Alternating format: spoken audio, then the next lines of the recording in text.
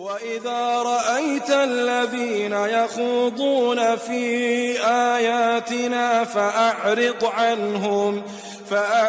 عنهم حتى يخوضوا في حديث غيره وإما ينسينك الشيطان فلا تقعد بعد الذكرى مع القوم الظالمين. کله چې ته هغه کسون ووینې چې زموږ په آیاتونو کښې عباس په زور بحث نه کوي نو ته د هغې نه مخ وړوه تر دې چې دوی د دې نه په علاوه نورې خبرې کښې مشغول شي او که چیرې شیطان د تو نه دا حکم هېر کړي نو د یادېدلې نه پس د ظالمانو خلک سره مه کښېنه.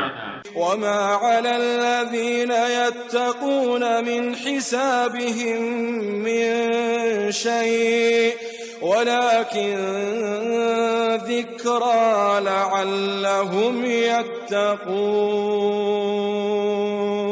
او په پرهیزګاره کسانو باندې د دې عبس بحث کوونکي له حساب څخه هیڅ شی نشته او لیکن د پرهیزګارانو په ذمه نصیحت کول دي د دې دپاره چې دوی هم پرهیزګار شي.